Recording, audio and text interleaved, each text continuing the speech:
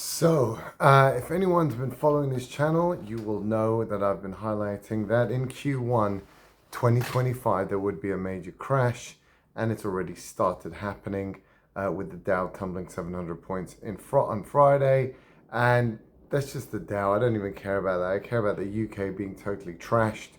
Let's talk about the UK. An absolute disaster was waiting to happen. Surprising it took this long.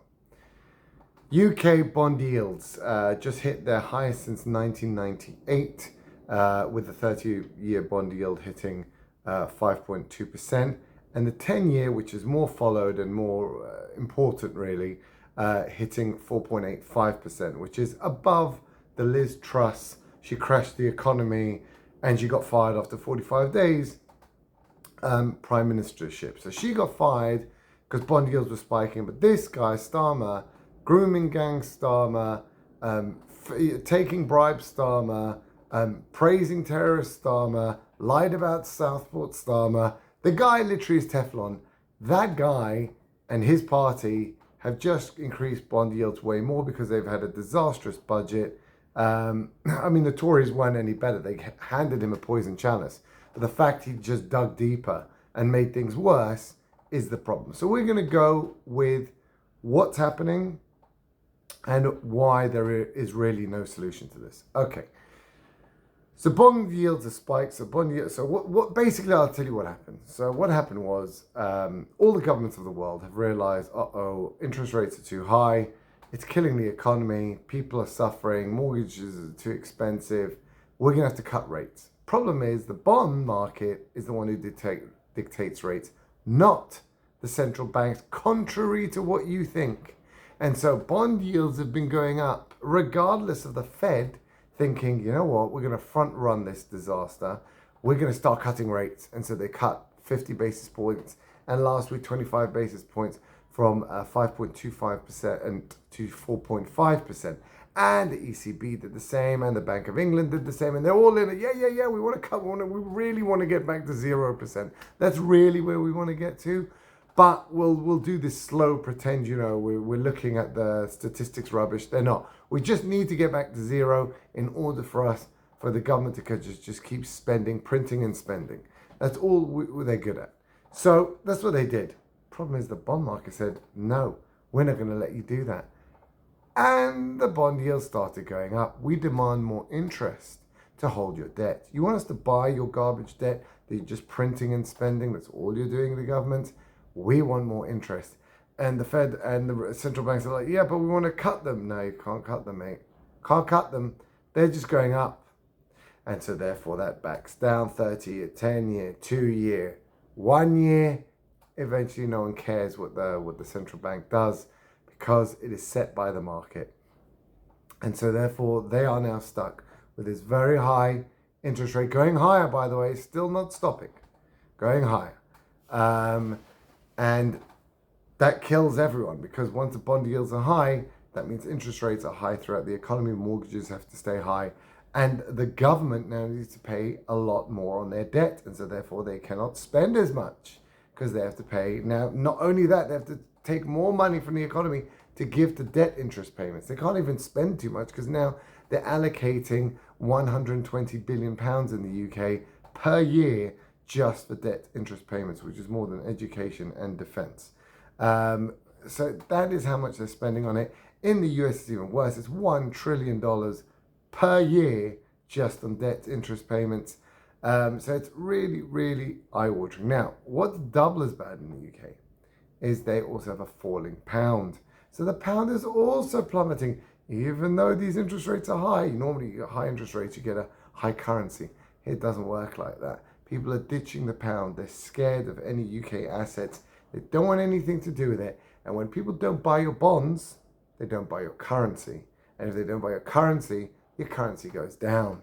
That's what's happening as well. They're not buying the bonds, therefore the currency is not being bought, therefore the price goes down. And it hit 1.19 to the dollar on Friday, went a bit back up during the weekend, but don't worry, it's going to plummet all the way back down again afterwards, just like the euro, just like the Japanese yen, just like most currencies against the dollar. Dollar's getting very strong because the US has got strong fundamentals. Jobs data was unbelievably smashed it on Friday. 255,000 extra jobs, expected 165. So out of the ballpark numbers from the US there. Everywhere else going into, they're already really in recession. They just don't tell you, they lie to you.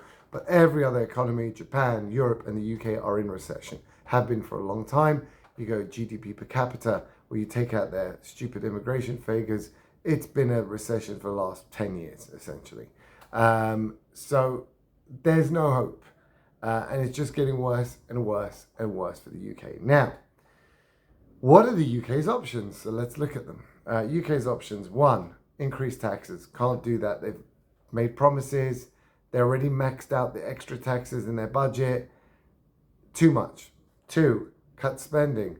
Can't do that either. Why? Number one, they're Labour, and they spend money, and they can't cut benefits, and they can't cut the salaries, and they can't cut. They basically, they're spendthrifts. You're hiring a guy who just spends money.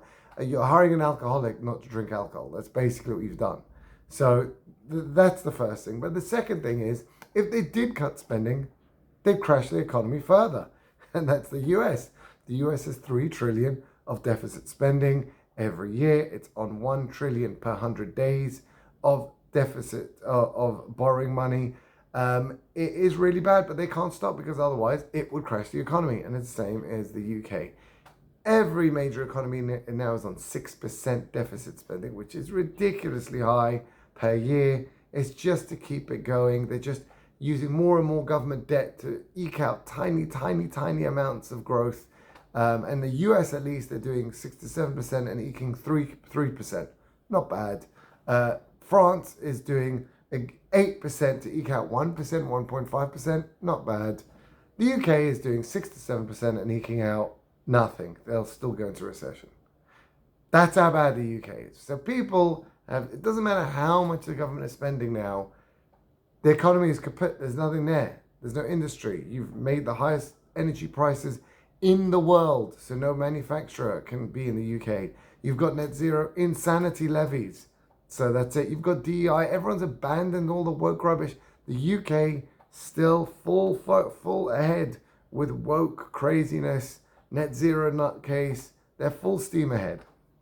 Only one standing, last man standing, is the UK. Trudeau left in France. Bye-bye. Macron is basically a nothing. He's got nothing. There is no one left. There is just the UK standing in the left wokeness, and it's for 5 more years with no change possible, right? That's how bad. So all these investors have seen this. They've seen this terrible government. They've seen there's no way they can change course. There's no way they can cut spending. There's no way they can increase taxes. And that's it. So the UK is finished. There is no hope. There's no ray of sunshine coming out there. The only thing that will happen now, for sure, is they want to do stop QT. QT is an insane policy. I don't know why they haven't done it yet. It's basically the banks pretending that they can sell back the bonds they bought from QA. I don't want to waste your time on this, but essentially they're reducing the money supply in the economy, which makes things very scarce, and it causes more problems, okay? It makes people challenge, it makes interest rates go up, because I know that there's not enough pounds, there's not enough dollars in the economy, so we need to charge more for lending out dollars or pounds. So the first thing the Bank of England needs to do immediately, and this is one thing they can do, is stop QT. I don't know why they've not done it. I do understand that the Fed, is doing QT, and so if you look QT, things will get worse. You'll get battered even worse, right? That is their problem. If they stop it, they're the only ones that stop it. Before the Fed stops it, people are going to trash the pound, and the interest rates will go higher. That is probably the reason why. But I see no other solution.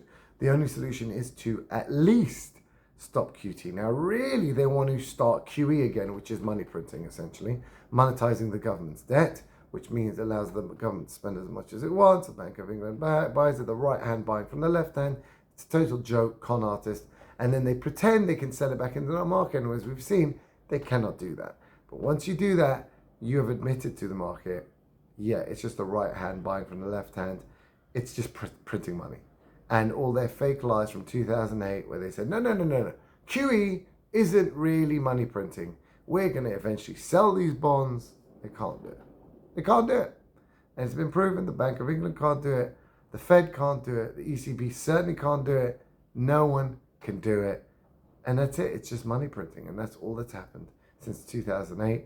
Money printing. And their only solution to this will be, you mark my words, I don't know if it'll happen this week or whatever, but it's definitely going to be stop QT, restart QE, increase inflation.